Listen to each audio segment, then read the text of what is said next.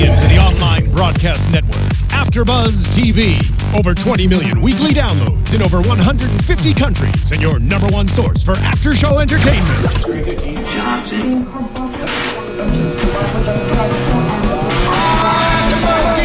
AFTERBUZZ TV, the destination for TV superfans, producing aftershows for over 300 of your favorite TV shows, interviewing celebrities and showrunners, and bringing you behind-the-scenes exclusives. All thanks to E! Entertainment's Maria Menounos, producer Kevin Undergaro, and internet leader Akamai.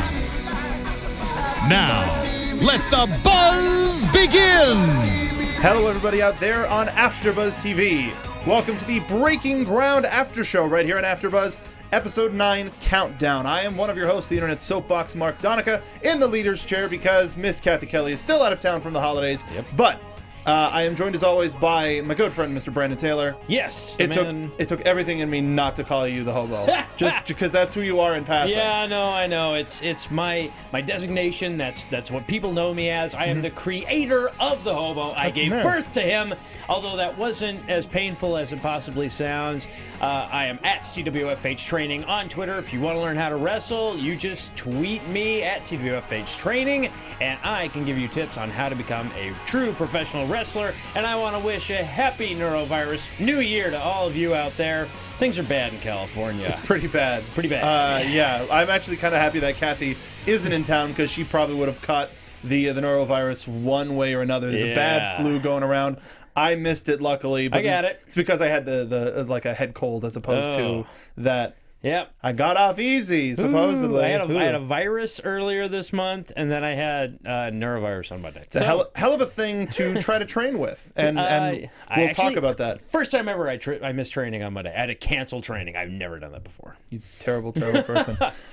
So we're going to talk about Episode 9 Countdown. This was the penultimate episode of the season. We found out at the end of the show we're going to get the season finale next week. And watching this, I turned to my wife and said, season finale is going to be next week. For the first time, she watched this show with me, and she gave me some of her personal notes on it, and I think some of her critiques were very smart.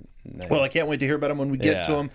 We start out with Bayley showing up at the Night of Champions to shoot a promo for Respect, as well as talk to Natty about the whole experience. Brooklyn Brawler ran her promo. I just saw him shambling around, and I'm like, that's got to be Brawler. Nobody walks like that. But then hearing him as well. So how important is this to you? And it's like, it's totally him. What do you think about this segment? I thought it was good. I mean, obviously, you got to see the emotion and the level that really these people have to perform at, and it's starting to sink in what they're having to do and where this all is leading. And it leaves you really hungry for what could be on the main roster, especially with Natalya saying, I'd love to just have 15 minutes with you. And I'm like, I would love to see Natalya and pretty much any of those girls get 15 minutes. But unfortunately, I don't get to see her. I don't know why. I mean, we haven't seen her when we had the title match with Charlotte was really one of the last times that Natty really got to shine on a big stage. Yeah, and that was a year ago almost. So regretfully, Natty's not involved in any of the current women's stuff, which beyond sad. I don't understand it. I just cannot wrap my head around it. There's got to be a reason. Well, even the weirder thing is talking about other divas on the roster with Naomi.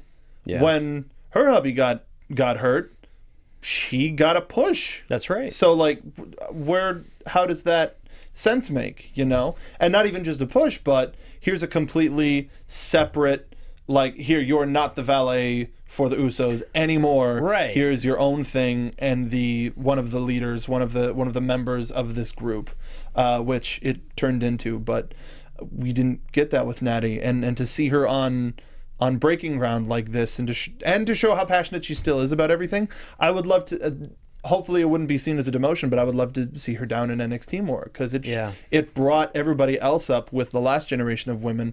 It would be great to see something like that. Yeah, I think that main roster television, as far as women is concerned, needs a little bit better handling. I mean, it's been handled really well in NXT, and then the women have been made to look like real competitors, and especially singles competitors. Which is a weird way to put that, you know? It's such a weird thing to say. Yeah. But it was great to see the emotion from Bayley for something like this, and you don't get to see the alternate takes. You don't get to see stuff like this. You only get to see the final product or what happens in the middle of the ring. Exactly. And from here we go to Sabby training. It looked like at the end of his segment from the last episode that he didn't take the demotion back to Brookside's class very well, but reality there's a lot TV. There's a lot of pride, I'm sure.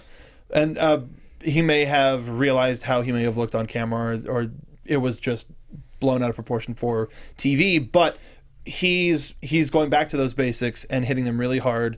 He talks about how he used to study tape all the time in the NFL and he wanted to do the same, so he sits down with Pierce and Bloom to look over the match with Apollo to see what was up. Yeah. How often do you get a chance to look at tape? Because for Hollywood, there's really only the training center and TV. You guys don't do house shows very often.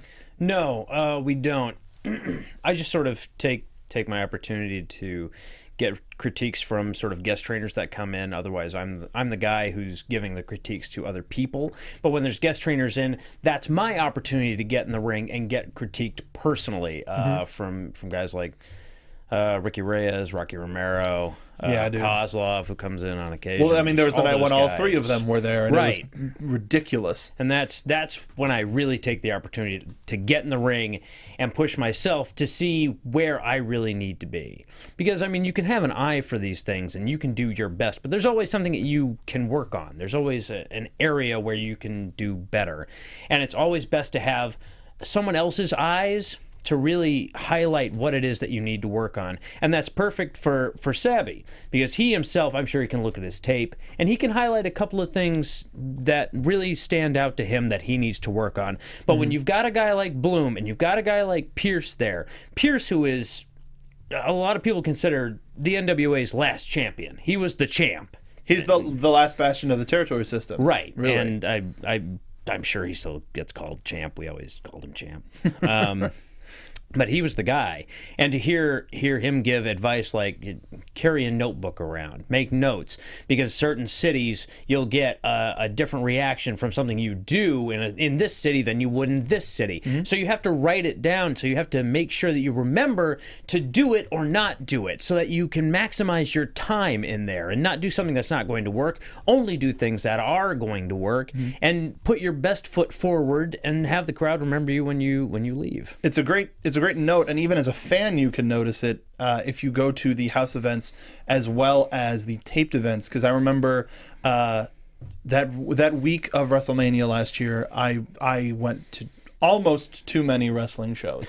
Almost. I did the house show, which was a little bit closer to where we were, maybe about an hour south, and it was a completely different vibe than it was when we went to Raw the next night. I mean, this was back when everybody hated Roman, or more people hated Roman, and he was over big time at the house show. Yeah. Wyatt, it was an appropriately reacting crowd to what they were doing, as opposed to TV, where people know that they can be heard and want to be heard. So you can pick up on those different crowds if you not just go to TV. If you don't, TV should not be your only thing. Right. Like, I would love to be at one of those NXT house shows. Right. Because San Jose, I think, was a special occurrence of, it's WrestleMania weekend, everybody's here to see this product, as opposed to going to Tampa for those 200-person shows, 50-person shows, however many people shows that they do. It's gotta be different. And even with Hollywood, you guys have such a varying crowd from week to week, depending on wrestling in general. Like, sometimes you guys record on pay-per-view days, sometimes you don't, and that could really and your card too.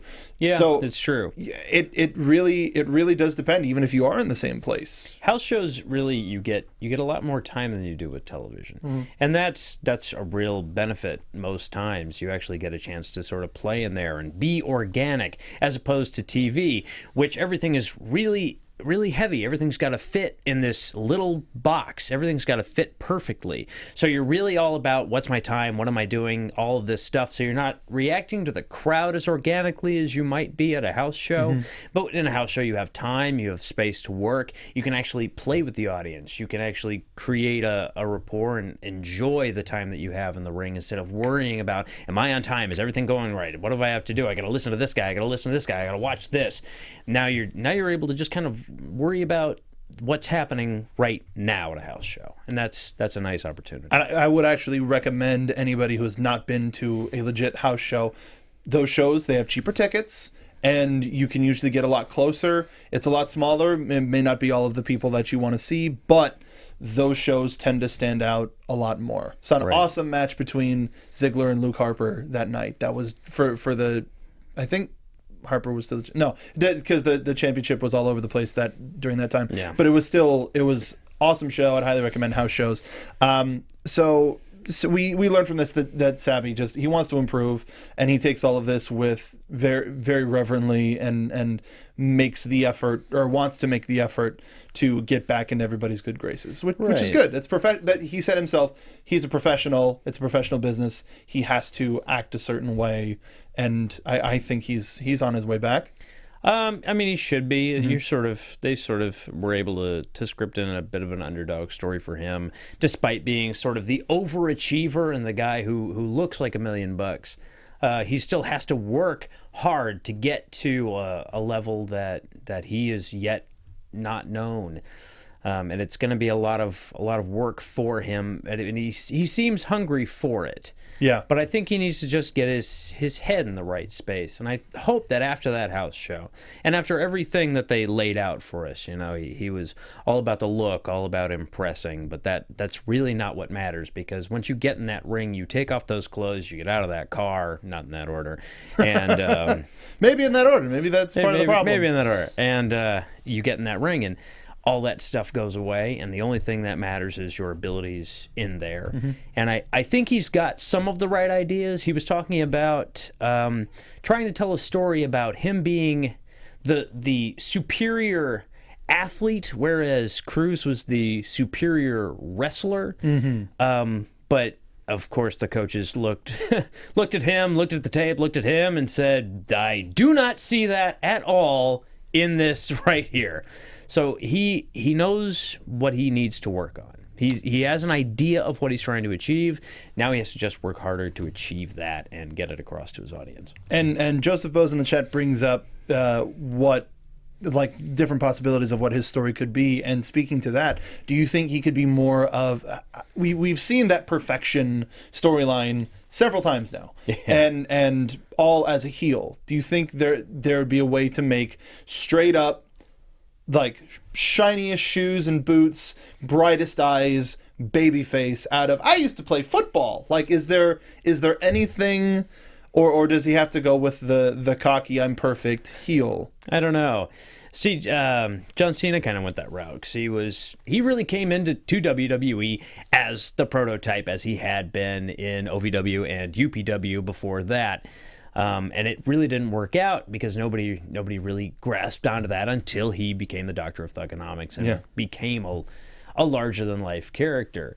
I really don't know if you can grasp onto somebody who looks perfect and yet arguably doesn't get his due, because you already know, as most people do, who are smarter to the business, that this guy is who they look for. They want a guy that looks like this. So he's obviously going to have an easier route than most anybody who comes into this. Yeah. So it's harder to see him as a guy who's not getting an automatic push because of the way he looks. You automatically want to root now for guys like Daniel Bryan, for guys like Sami Zayn, because they don't fit the mold. And you know that they're not supposed to be in this company because they're not really the ideal. So now they have to work harder to get to where they go. They automatically come in as underdogs, real life underdogs. And I think people really feel that. They feel that more. So I don't know if he can necessarily get over as a baby face. It's all in the writing. And if you write it well enough, I think you can. but he's going to have to continually lose. And then maybe the crowd will start to like him and think, wow, you know what, this kid, he's trying really hard. He's lost all these. He deserves one. And then the crowd will start to come with you because they're like, well, this kid deserves a win, at least one freaking win. For a guy that's this perfect, he can't seem to get one put away. That's the danger, though, because then you start to look at him and go, well, he's so freaking perfect, but he can't win. Well, screw this guy. Yeah. So there's that fine line between I want to see him win and just cut your losses. This kid's really not meant for this. Yeah. Well, so it's all in the writing. we'll get back to Sabby a little bit later in the show. Yeah. Dana, we get a little bit of a continuation from her storyline at the end of the last episode. She's with Trainer Tara in the trainer's room to look over her arm from the Asuka butt bump. She seemed to have take okay. But Hip check looked good. Yeah, everything looked fine. There was a rope in the way of like her shoulder from the regular shot. So don't know, you couldn't see if anything was like a little bit weirder or not. Yeah. But there are inexplicable injuries that occur in sports like this. You never know what it might be. It might be a muscle, maybe just slipped out of place for a little bit. You never know. Strain something. The body is made up of so many parts. If one of them happens to be out of place at any certain time, then that creates some sort of problem. But it can happen at any time. So, I mean, even something as perfect looking as the hip check that Dana Brooke got, the way she landed, maybe just at that time, one muscle was tense when it should have been loose, and it caused a strain. It's Maybe hard hit a to shoulder say. blade a little bit too hard on one side. Like, that's the thing. Yeah. It's hard to say. So without any sort of a clear indicator of an injury, we still get a pretty heavy response from Dana about being concerned about her injury. Definitely a little bit of trick editing with like her silence at the end of the segment, which is just like that was just you like checking for focus and exposure and all of that. And you're just like, just sit still, just sit still. B-roll. Yeah, seriously, like that, and her, because she wasn't necessarily sad, she just kind of like waiting. So yeah, it looks like while you are pretty concerned, like you're concerned for anybody if there's an injury scare. Oh yeah. But then there are the times when they're playing this up because it's a reality show. They're trying a little bit. They have their stories they want to tell, and that's all well and good. I mean, I'm all for documentary myself, but sometimes they wanna make things more interesting than they would be in real life. Sometimes drama is the spice of life, and it creates ratings. So you want to see somebody have to triumph over something. So Dana getting hurt and then overcoming this to finally lose to Asuka, take over respect. Right. And I wonder how Bill's gonna spin that one at the end of the show next week. Mario Tan in chat. I have the feeling that they're making Asuka they're making Asuka. Bleh. It's worded very strangely. They're trying to make Asuka look like a dangerous worker, like Bob Holly dangerous or Ahmed Johnson dangerous, to quote him. I don't know if I'd say I guess kind of, because when they were asking her about how do you feel about working Asuka, she's like, oh, those kicks hurt, yada yada. She's so mean, they're trying to build her up, and that's smart on either their part or Dana's part, because it's putting her having to push uphill against somebody who's arguably better than her, and she'll have to now overcome something. So it puts you on her side. If Asuka is so hard to work with, then Dana looks like she's actually achieving something. I can agree with that. Yeah. Nia, yes. Queen Nia gets her music, her brand new music for her debut that night, plays it for her mom and one of her best friends. She's debuting that night, trying to figure out her entrance, but her mom's like, don't overthink it. You can't overthink something like this. Sometimes you got to keep it basic. Yep. It was nice to, I think it was awesome that we got to meet Nia's mom. I was surprised that was her mom. I saw her sitting on the couch, and I went, that's got to be Nia's mom. Mm-hmm. But that sure doesn't look like Nia's mom. I had no idea what to expect. No, but she's this nice German lady. Yeah. Okay. All right. That's got to be really an interesting upbringing. Samoan German. Samoan German. And like sure, legit German, not like oh yeah, we're like 20% German nah, or man, something. Like no. So she was real German because she sucked that tear right back up into her eye. Yep, that's real German. I am right German. there. We don't cry. But I mean, that was because we flashed back to earlier in the year when her and her auntie, Rock's mom, got into a car accident coming back from an event. Head on from a drunk driver. That's so lucky. I don't know how they got away with as minor injuries as they got. I mean, internal bleeding, but it's better than loss of limb. Seriously. Claire Bowie in chat. She was lovely. I agree. She was wonderful. So we got to see they're still kind of coming off of that a little bit. That's such a shock. But it's also a great thing to overcome. Is like that's where I was, and I was near the bottom of myself, and then to bounce back and be debuting on television that has got to be the scariest moment you can have as an athlete, to be in that kind of accident, because it's your livelihood, and it's from some sort of outside force, and it's something that you have absolutely no control over. The fear has got to be just overwhelming. I sometimes I imagine that in my own head, my downtime, what would happen if, and I just can't imagine it. This is how I make my money. This is my living. I don't know what the hell I would do if I were in some sort of terrible accident that put me out. I mean, there was that injury that you had earlier in the year with your arm. Sure. But you worked through that.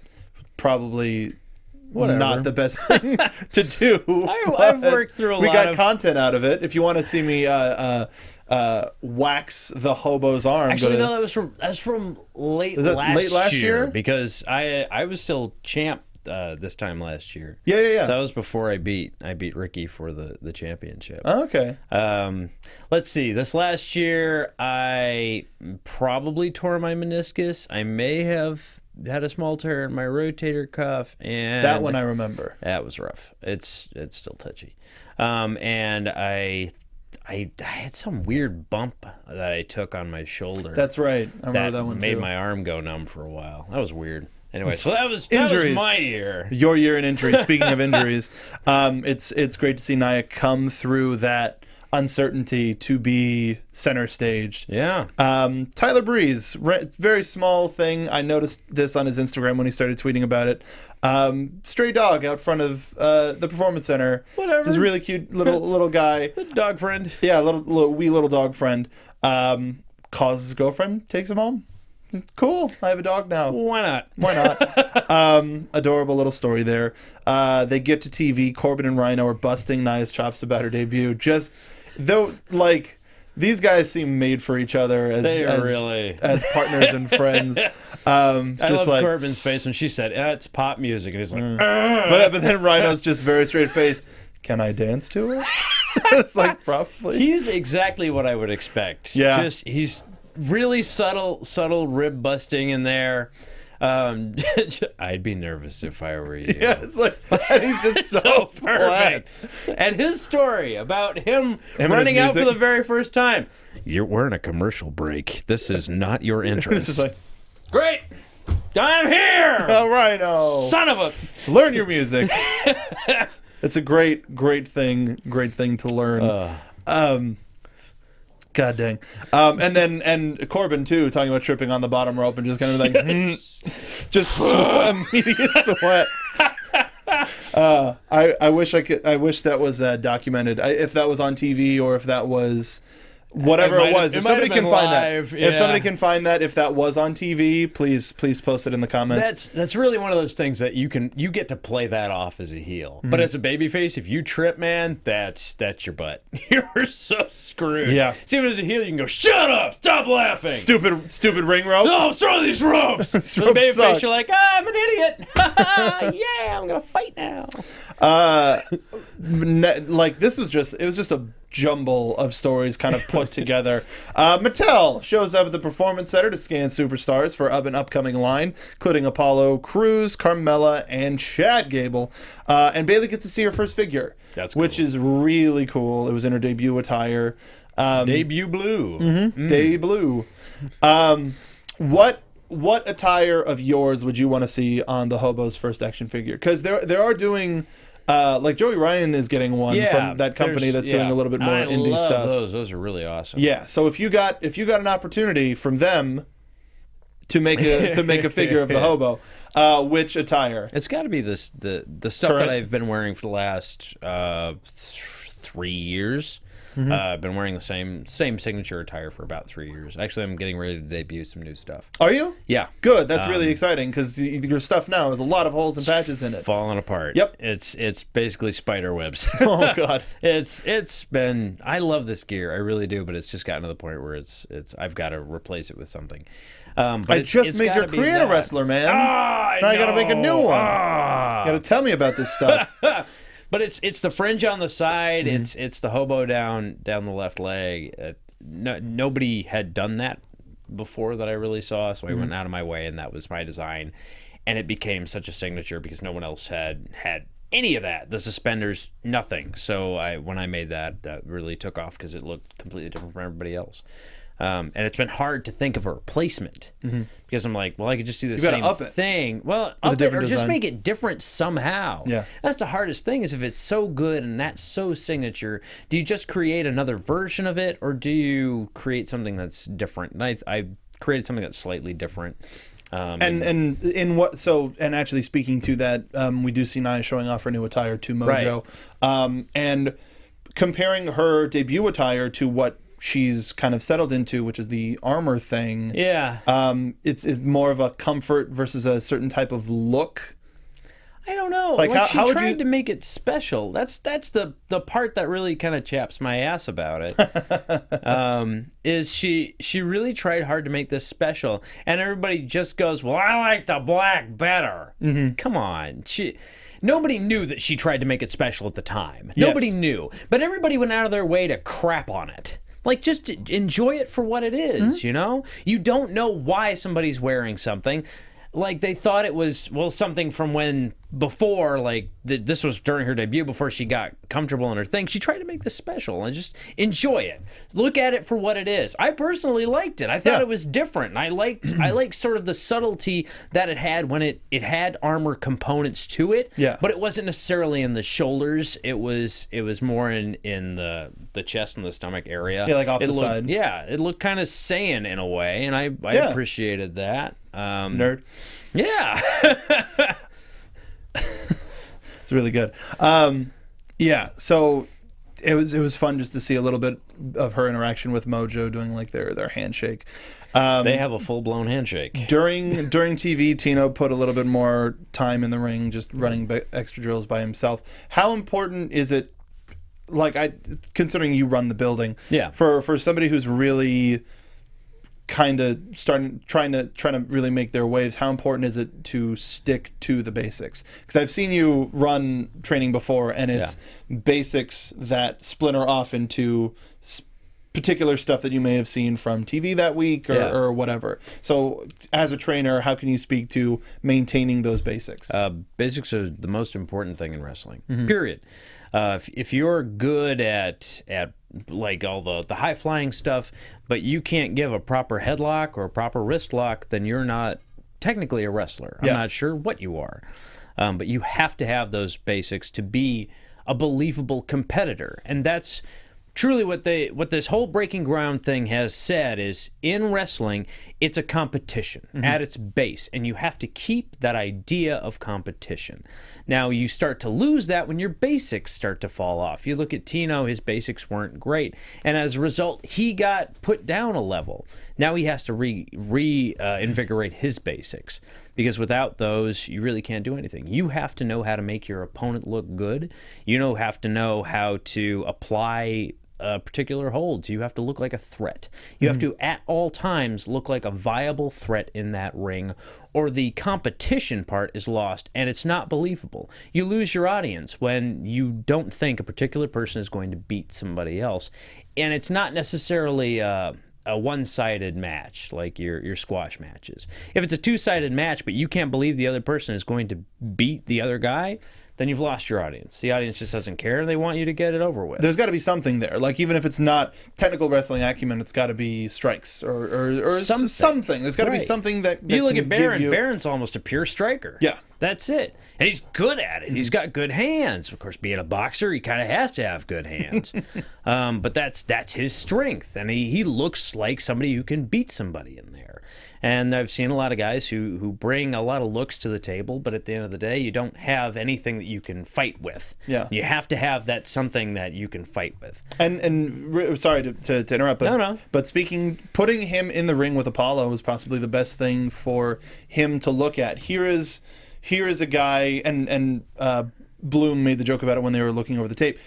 What do you think the percentage of body fat is in that ring? That's a great joke. So you look at a guy like Apollo, and he has amazing feats of physicality and agility, and you look at a guy like Tino who can the second he tries to hold up his candle, the flame blows out. Yeah. So by having those two in the ring, you can comparatively look at, well, here are two guys that look very similar when it comes to musculature and agility and all of this stuff.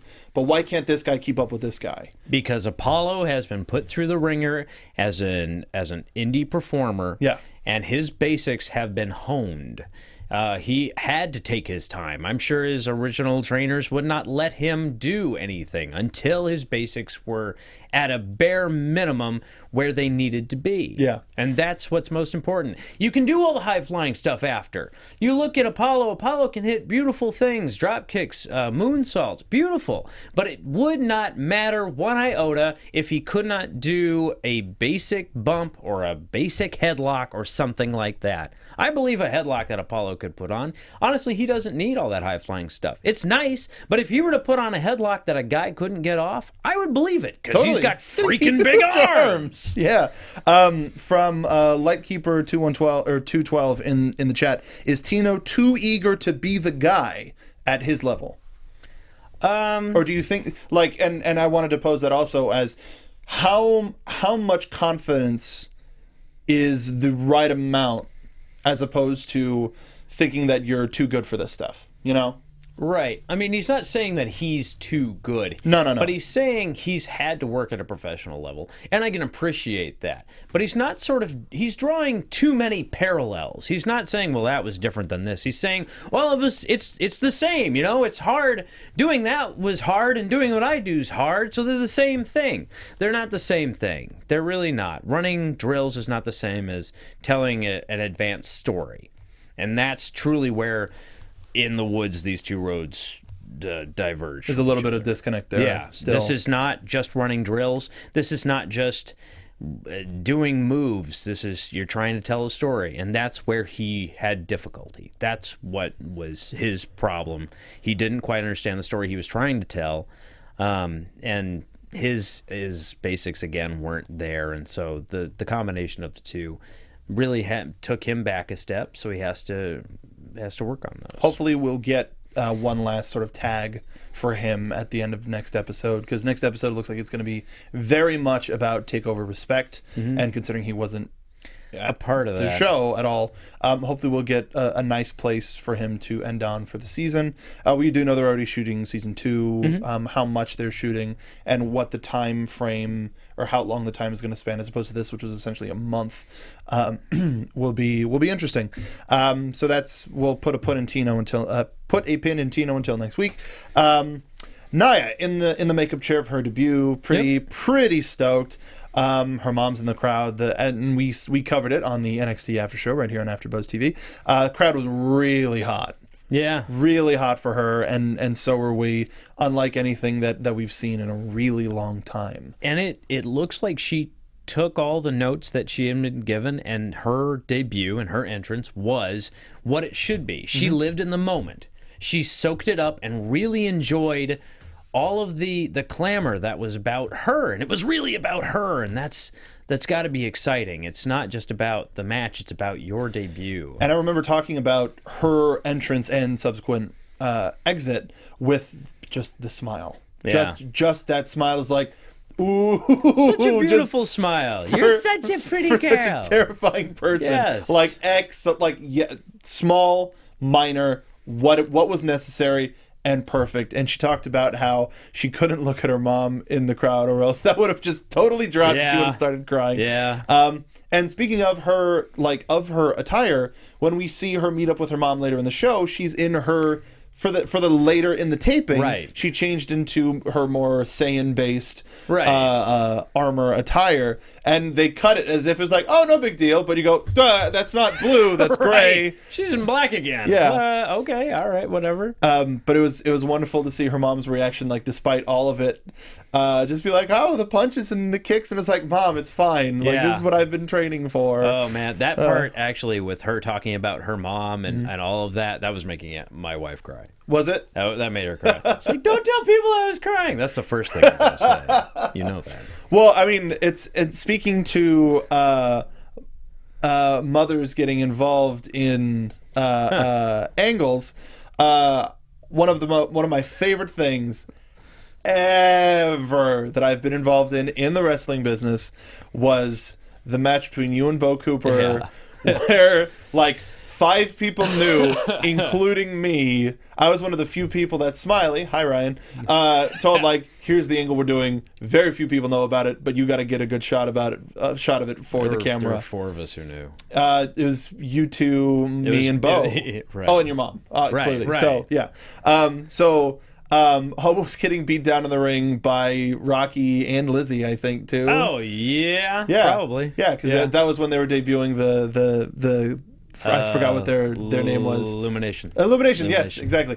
And so your mom gets in the ring and starts to like, hey, get out. And the ref was like, what are you doing? And Rocky was like, what are you doing? And Lizzie was like, what are you doing? And the whole crowd was like, what are you doing? But I was just like, this is the most amazing thing. And then Bo pushed her down. Yeah. Like she was supposed to happen. Yep. And it was just like, I think the last big thing to happen was with Cena's dad getting involved, but he was in on it too. Right. But it was one of the coolest moments, and people, you don't get that. You don't get the family into it, but that's an excellent way. Parents can be sort of your motivation to do something, because they sort of give you your strength. They're like, oh, look at how hard this person worked for me.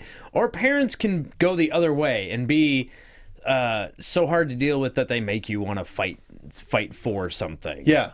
And luckily, a lot of the people I see talk about how great their parents are, and like, oh, if it weren't for my mom, I wouldn't do anything.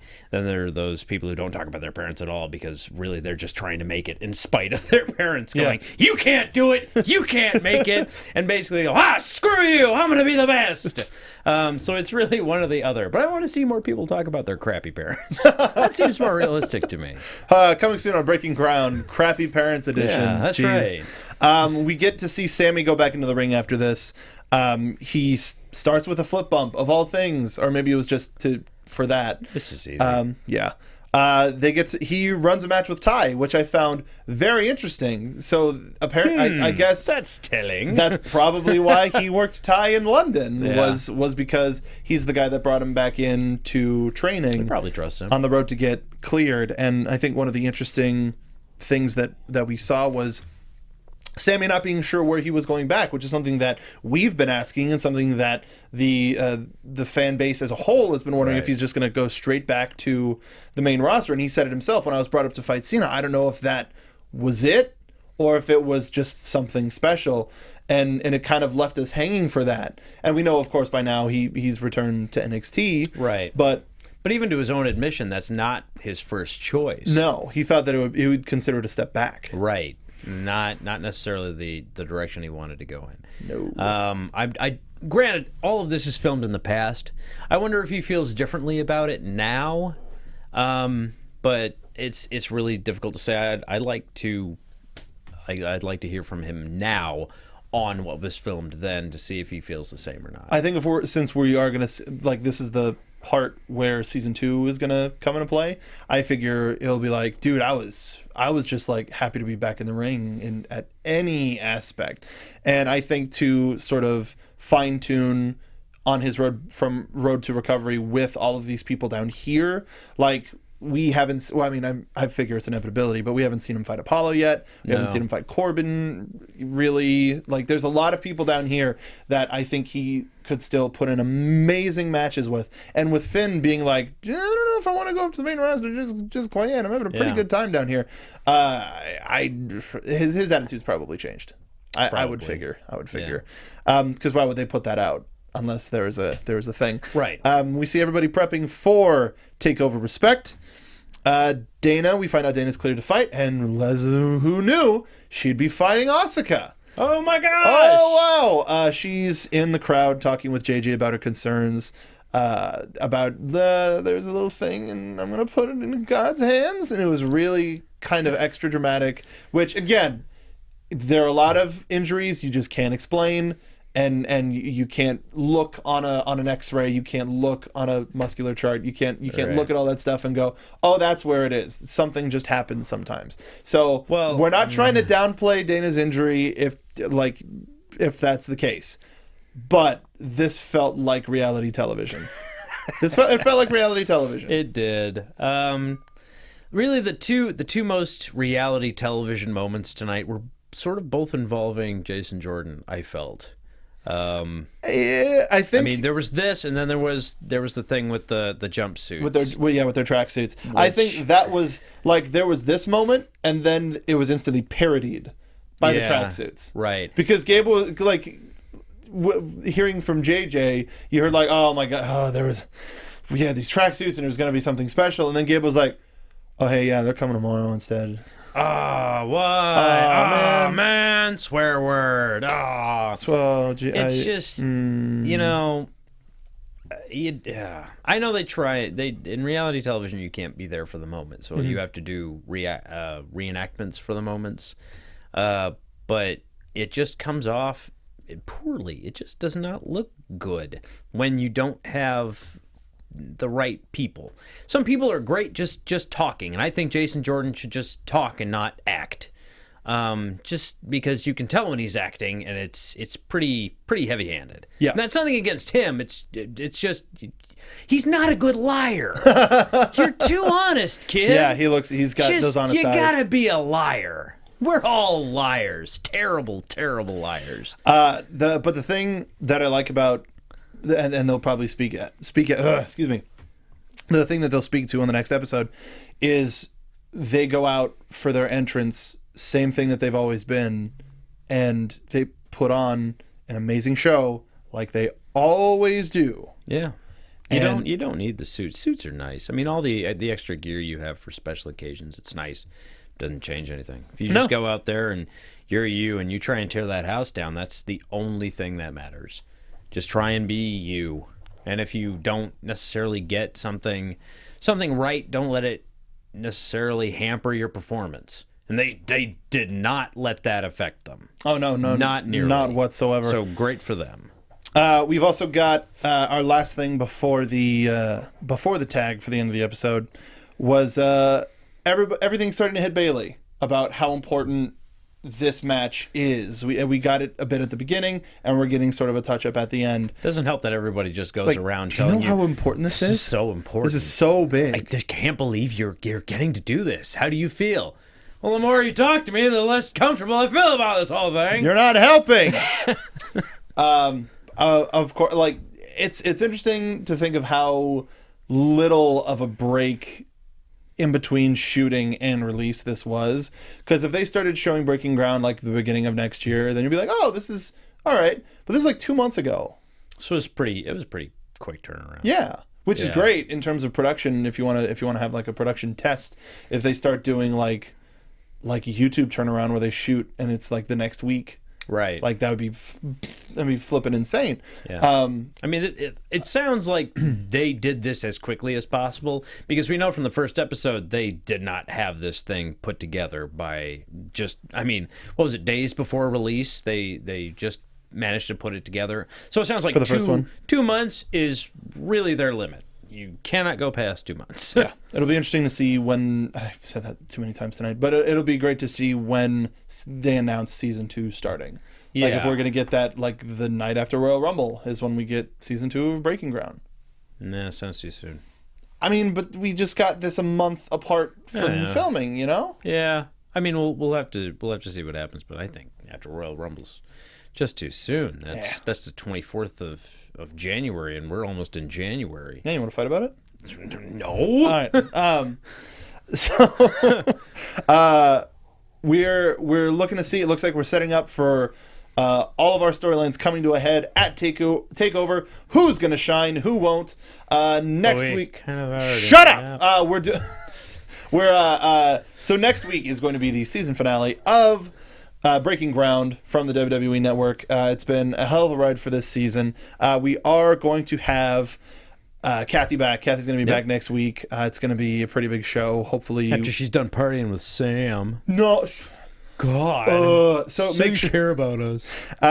If you don't know, she's with Sam Roberts right now at the Not Sam show for Sirius. She was on the show today, actually, and a lot of people really liked her input today. And she's always silly. Oh, God forbid! But no, seriously, her input's pretty good every day. Really, just saying. Yeah, so make sure to go check Kathy out of that. Do you have any? We don't need the music or anything, but what do we expect to see next week from Breaking Ground? I want to see the sort of backstage stuff. We know everything that happened in the ring. I don't even think we need a recap, because we could literally just go back on our YouTube playlist and see our recap of the actual event as it occurred. We should just air that in like Photoshop.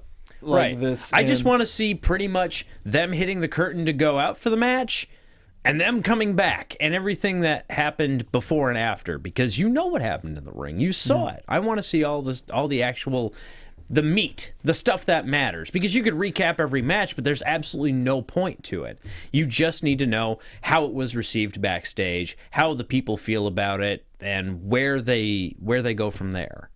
I mean, regarding Dana and Asuka, you want to know how she was perceived in her match. We gave our critique to her, and that match, and I mean it was good. So I suppose if you want to preview a full on preview, honestly, yes, of what to expect next week from Breaking Ground, go and watch our review of Takeover Respect. Go to the NXT AfterBuzz playlist, look it up.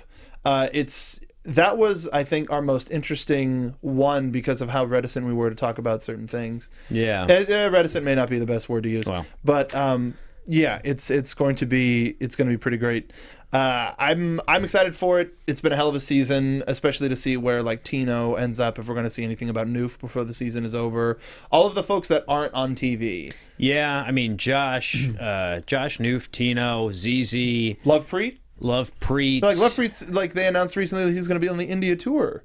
Well, he kind of has to be. I mean, even so, that's despite that for how quick of a turnaround past couple of months it has been, and it's going to be like something. He's got something. I could just seeing the small amount that I saw of him, I could go, this guy's got something. There's something going on. That's why I'm so interested with him. Yeah, because I cannot wait. If they do I hope they televise that. I hope that's a part of Breaking Ground. Like, despite this short turnaround, he gets to return home very quickly and wrestle for his hometown crowd, home country crowd. Home country, yeah. But still, that's to have a person of Indian descent represented in WWE, which is an American company, is huge. That's huge. So I think his reception will be monstrous. I think we'll have more of an actual preview for Season 2 next week, hopefully, on the Breaking Ground Episode 10 wrap-up show right here on AfterBuzz TV. So, before then, Brandon, I almost said Hobo again. Brandon, where can the folks find you in between now and then? They can find me at CWFH Training on Twitter. I'm here to answer any questions you have about wrestling training. If you're curious about how things work, I will be as honest as I possibly can with you on that Twitter. If you want to follow the Hobo and all his silliness, you go to @TrueHobo on Twitter, and nxteam.spreadshirt.com is where you can get the shirts. They're pretty hot shirts. We've got 4 from the Hobo on there. Yep. We debuted 2 new shirts for Miss Kathy Kelly. And we've already gotten sales on them, which is not surprising. Not surprising. So if you go to nxteam.spreadshirt.com, they are on the main page. We've got some fun stuff from us as well. It helps us kind of get around when it comes to the world of wrestling. So we really appreciate your support. If you want to follow, Kathy Kelly, go on Twitter at Catherine Kelly. At Catherine Kelly. Let her know that she's been missed. She'll be back next week. We're going to be off for our NXT show next week as well because they're doing the year-end reviews. We'll cover the single matches when we return, but we're not going to do full shows for one match per episode. But you can find me on Twitter at SoapboxMark. A whole bunch of stuff here at the studio. We've got a lot of stuff planned for 2016, and I'm not just saying that because that's a thing to say. It's going to be a big year. The road to WrestleMania has begun, and if you want to travel down the road with us here at AfterBuzz TV, make sure to follow everybody here at AfterBuzz TV, me at Soapbox Mark, Hobo at True Hobo, Brandon at CWFH Training, and Catherine Kelly at Catherine Kelly, as well as the rest of our teams here on AfterBuzz TV. But until next week for the Breaking Ground After Show, I have been the Internet Soapbox Mark. That's Brandon Taylor. We will see you then. Bye-bye! From executive producers Maria Menounos, Kevin Undergaro, Phil Svitek, and the entire AfterBuzz TV staff, we would like to thank you for listening to the AfterBuzz TV Network.